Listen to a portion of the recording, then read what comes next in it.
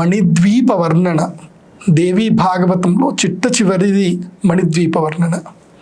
ఈ మణిద్వీప వర్ణనకు సంబంధించి మీకు పూర్తిగా విశ్లేషణ చేయబోతున్నాను.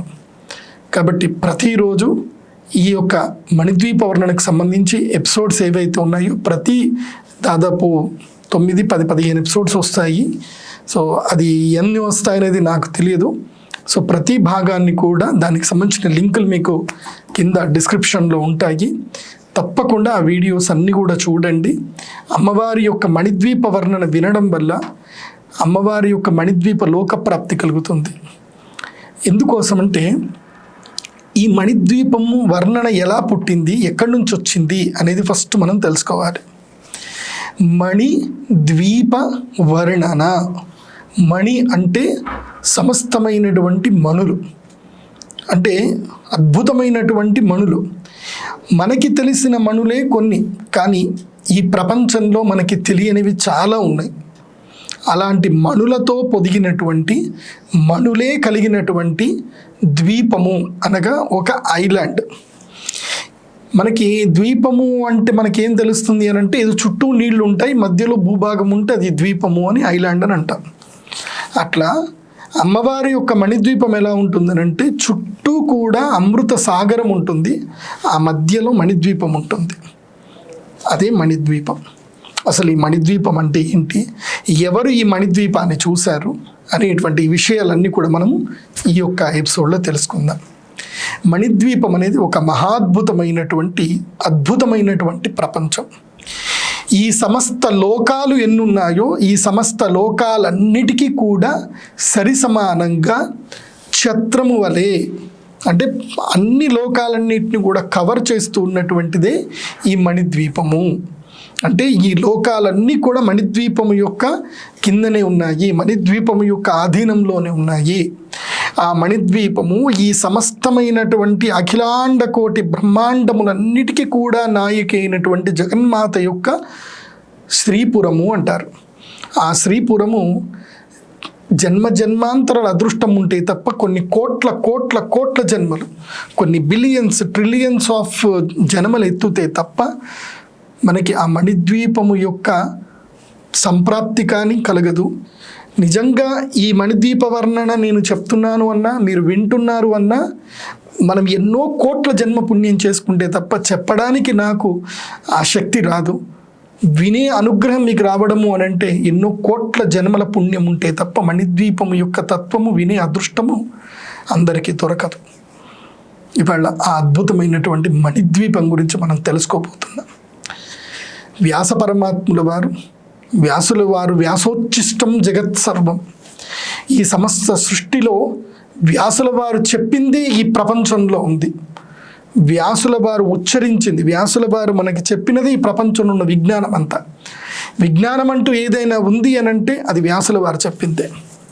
శ్రీ వేదవ్యాసుల వారు వేదములన్నింటినీ కూడా చక్కగా క్షుణ్ణంగా వాటన్నిటిని కూడా పరిశీలించి వాటిని 4 విభాగాలుగా చేసి ఉపవేదాలు తయారు చేసి ఆ ఉపవేదాలని విభాగం చేసి ఆ తర్వాత ఆ వేదములు అర్థం చేసుకోవడానికి 10 ఉపనిషత్తులు కూడా రచించి ఆ ఉపనిషత్తులు కూడా మళ్ళీ ఇంకో 108 ఉపనిషత్తులు కూడా వాళ్ళ శిష్య పరంపర చేత రచింపచేసి ఆ తర్వాత వీటికి సంబంధించిన తత్వజ్ఞానం మనకు అర్థం అవ్వడానికి వేదాంగములను కూడా ఋషి పరంపరంగా వచ్చిన వేదాంగములను కూడా మనకి అందింపజేసి ఆ వేదాంగములు కూడా మనకి ఇంకా సులభంగా అర్థమవ్వడానికి పురాణాలు 18 పురాణాలు రచించారు.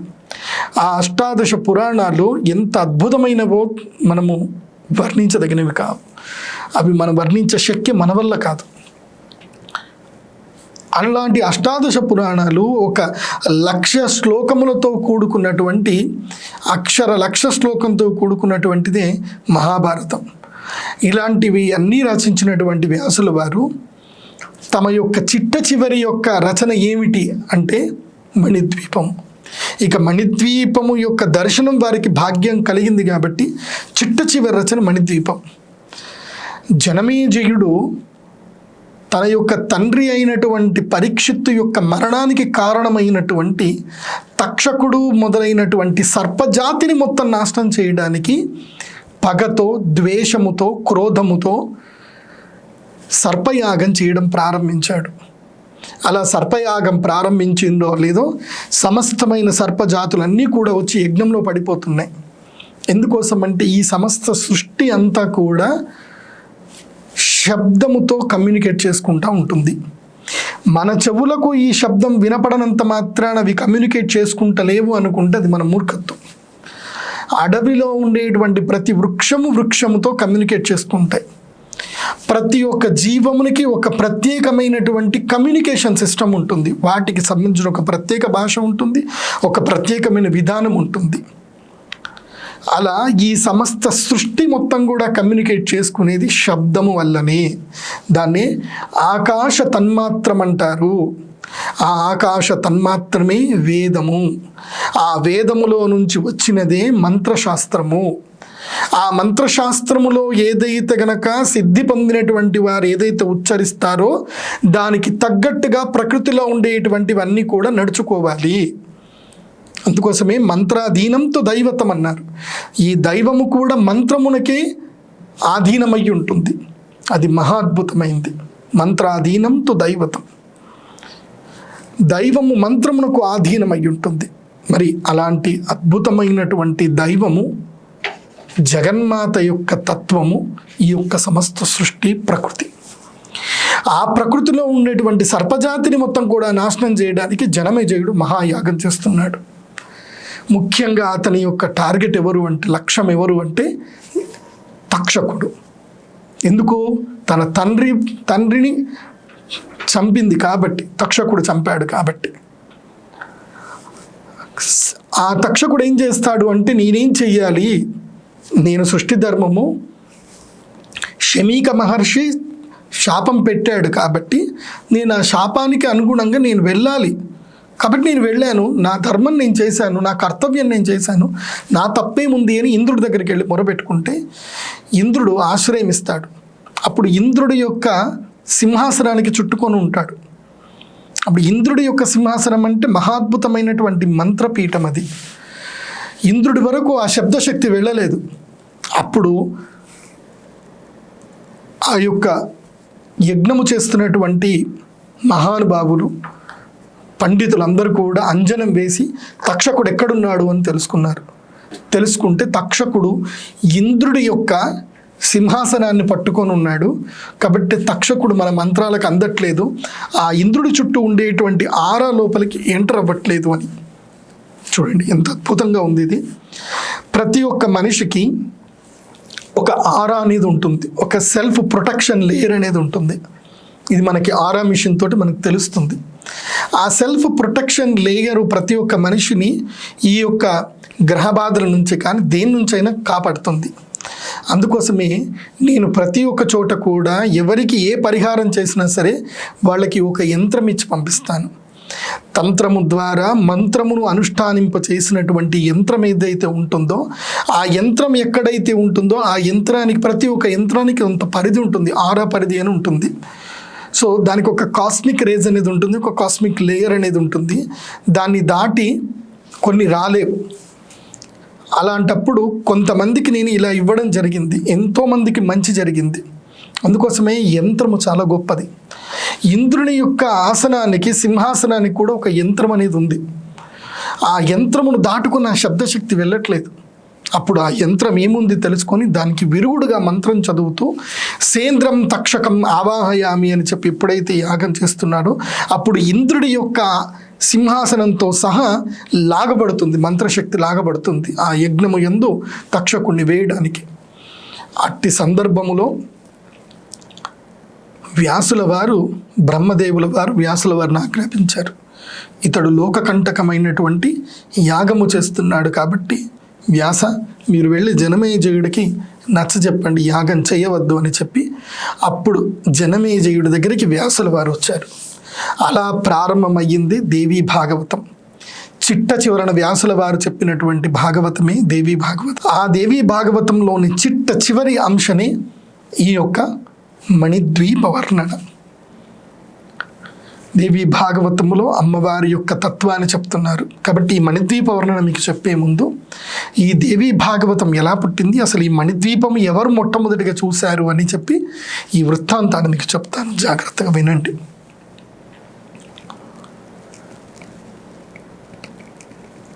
వాగీషాద్యాః సుమనసః సర్వార్థానాం ఉపక్రమే యం నత్వా కృతకృత్యాస్యుః తం నమామి గజాననం.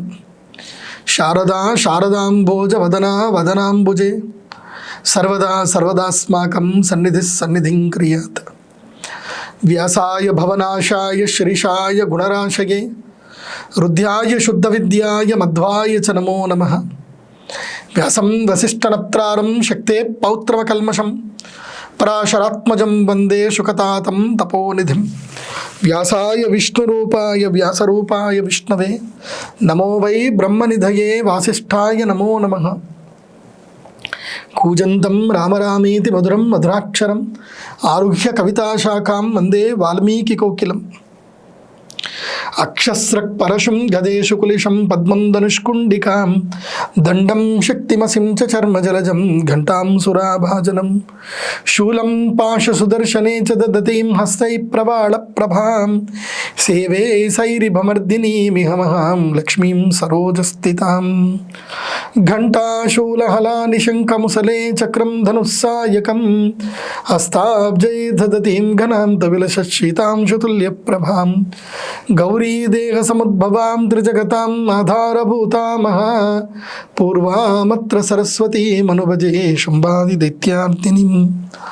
విద్యుద్ధామ సమప్రభాం మృగపతి స్కందస్థితాం భీషణాం కన్యాభిఃఖరవాలకేట విలసదస్తాభిరాసేవితాం హస్తైశ్చక్రగధాసికేట విషకానుశ్చాపం గుణంతర్జనీం బిభ్రాణామరణాత్మికాం శశిధరాం దుర్గాం త్రినేత్రాం భజే.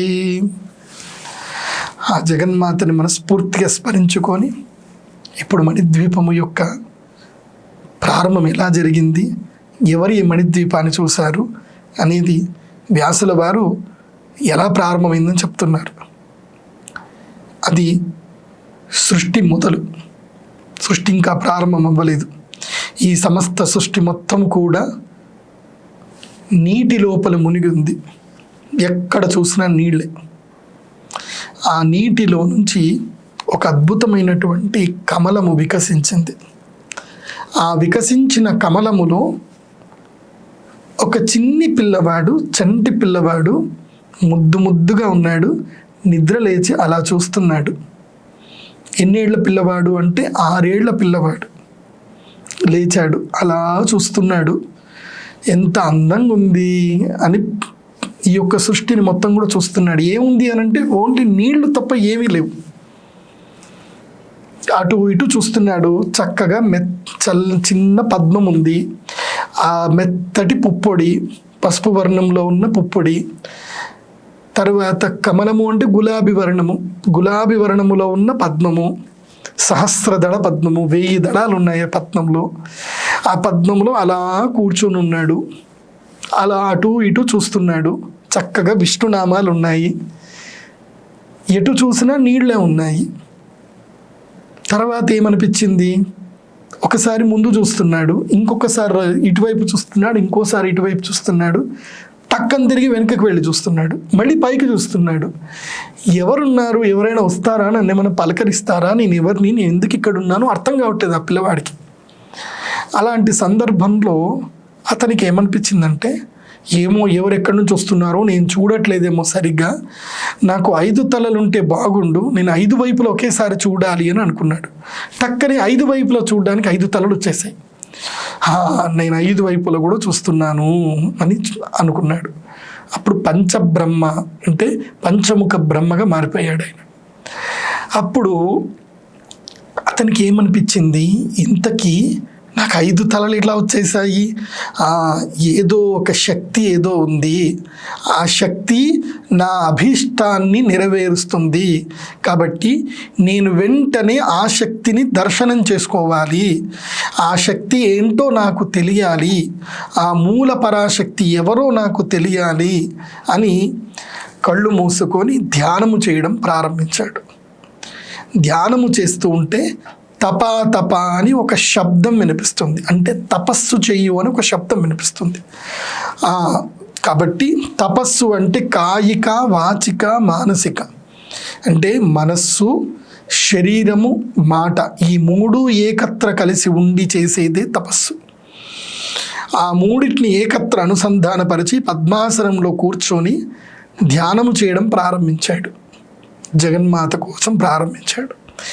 ఏ సృష్టితత్వం అయితే, ఏ జగన్మాత అయితే, ఏ శక్తి అయితే నన్ను కన్నదో ఆ శక్తి గురించి, ఆ శక్తి దర్శన భాగ్యం నాకు లభించుకోక అని చెప్పి ధ్యానం చేస్తున్నాడు, తపస్సు చేస్తున్నాడు. ఈ లోపల అక్కడికి 2 రాక్షసులు వచ్చారు.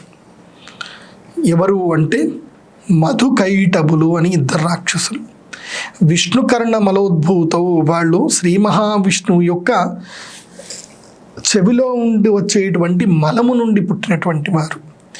ఆ 2 రాక్షసులకి యుద్ధము చేయాలని కాంక్ష, యుద్ధకాంక్షతో తిరుగుతూ ఉన్నారు. వాళ్ళు ఈ సమస్త లోకమంతా తిరుగుతూ ఉన్నారు. మొత్తం నీళ్లే, వాళ్ళకి యుద్ధం చేయడానికి ఎవరు కనపడట్లేదు.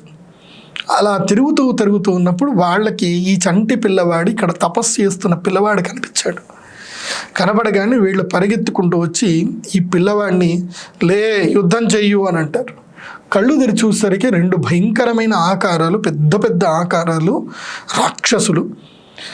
యుద్ధము చేయమని అంటారేంటి, నేను చాలా చిన్న పిల్లవాడిని, నేనెక్కడ మీతో యుద్ధం చేస్తా, నాకేం తెలీదు అని అలా భయపడిపోయాడు.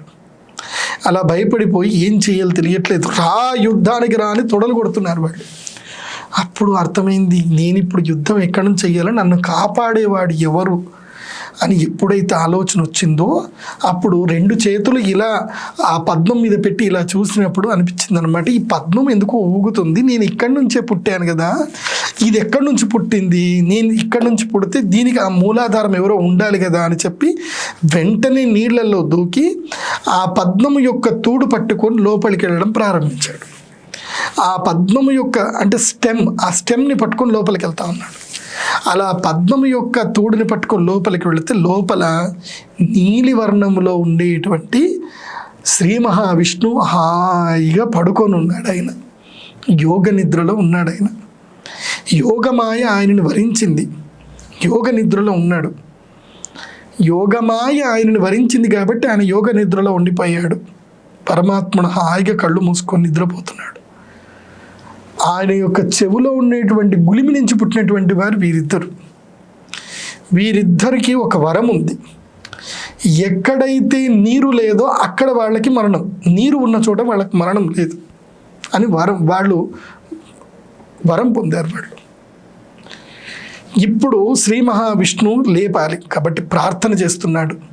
ఎవరిని? జగన్మాతను ప్రారంభం చేస్తున్నాడు, విష్ణు పరమాత్మను ప్రారంభం చేస్తున్నాడు. ఏ జగన్మాయ యొక్క యోగమాయతోటి యోగ నిద్రలో పడుకొని ఉన్నావో, ఓ జగన్మాత ఇతని యోగ నిద్ర నుంచి లేపు, నా తండ్రిని యోగ నిద్రలో నుంచి లేపు, నన్ను కాపాడు, ఈ రాక్షసులు 2 అతివీర భయంకరులైన ఈ రాక్షసుల నుంచి నన్ను కాపాడు తండ్రి అని చెప్పి ప్రార్థన చేస్తూ ఉంటే అప్పుడు ఆ యొక్క శ్రీ మహావిష్ణువు యొక్క నవరంధ్రంలో నుంచి ఆ యోగమాయకు సంబంధించిన ఆ తత్వం ఏదైతే ఉందో అది, ఆ రసమంతా కూడా బయటకు వచ్చేస్తుంది. అప్పుడు శ్రీ మహావిష్ణువు లేస్తాడు. లేచి ఆ చంటి పిల్లవాడు తండ్రి అని చెప్పి అలా చేతులు నమస్కరిస్తూ ఉంటే సశంఖ చక్రం సకిరీట కుండలం సపీత వస్త్రం సరసీరుహిక్షణం సహార వక్షస్థల కౌస్తుభాశ్రియం నమామి విష్ణుం శిరసా చతుర్భుజం.